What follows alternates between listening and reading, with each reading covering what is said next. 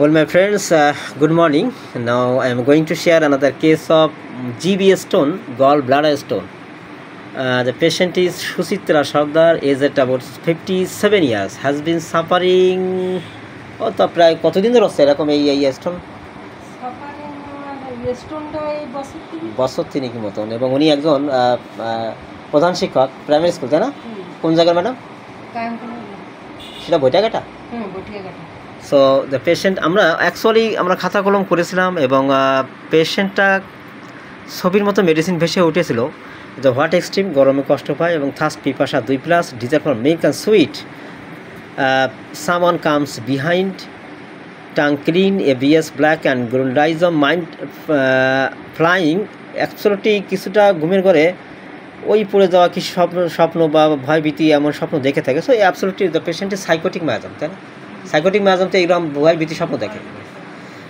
Not only that, the patient past হিস্টোরিতে vaccination ছিল, ointment এগুলো ছিল, skin eruption continue, and cases score very minus, healing of অনডিলেট minus, fastidious or fixed idea.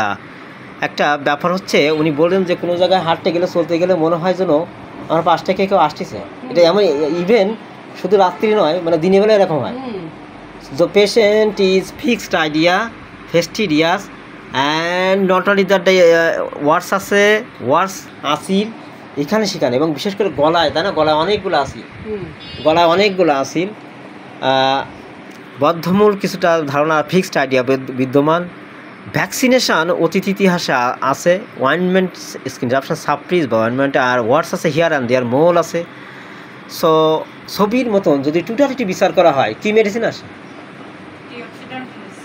শুধু occidentalis ওর মনে হচ্ছে, কিন্তু অ্যাকচুয়ালি যে গরম কাতর, মিষ্টি পছন্দ, ওয়াইনমেন্ট স্কিন ইরাপশন সাপ্রিজ বা ওয়াইনমেন্ট, এগুলো যদি দেখা হয় তাহলে সালফারও আসতে পারে, ব্রিমেস্টন। আবার sympathetic mind, upper parts of the body আসিল, words here and there, skin eruption suppress বা ওয়াইনমেন্ট, এবং স্যাম্প্যাথেটিক মাইন্ড, ফেস্টিডিয়াস, এগুলো কিন্তু আবার যদি বিচার করা হয় তাহলে চলে আসে কোস্টিকাম, পটাশিয়াম হাইড্রেট। তো পটাশিয়াম হাইড্রেট নয়, কোস্টিকামে অনেক কিছু পাওয়া যাচ্ছে, সালফারও অনেক কিছু পাওয়া যাচ্ছে, কিন্তু but the patient is absolutely tree of life. Tree of লাইফের এবিএস, কনস্টিটিউশনাল, ওয়ার্ডস আসিল here and there, mind set up, এবং ওই অর্গানের মধ্যে কিন্তু একটা কথা বলা হয়েছে যে রুগীর টোটালিটি খাতা কলম করার পরে দেখতে হয় যে স্ট্রং পিকুলার সিমটম কোন দিকে যাচ্ছে। সেই স্ট্রং পিকুলার সিমটম কিন্তু ওনার ট্রি অফ লাইফ কভার করে বসে আছে, ফিক্সড আইডিয়া, বদ্ধমূল ধারণা। So tree of life prescription করলাম তোমাদের নবীন ডাক্তার, তোমাদের শেখানোর জন্য। আমি আশাবাদী এই রোগ অন্তত 1 থেকে 2 মাস পরেই দেখবে যে স্টোনগুলি হারিয়ে যাচ্ছে, সেরে যাবে। এবং ওনার বেসিক্যালি একজনকে দেখে উনি আসছেন, প্রশান্ত হাওলাদার, যার টিউমার বা স্টোনগুলো নেই, হারিয়ে গেছে।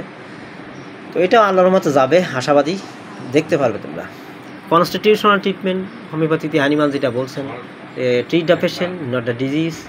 এই কনস্টিটিউশনাল ট্রিটমেন্ট করলে রোগ সেরে যায়, থাকে না।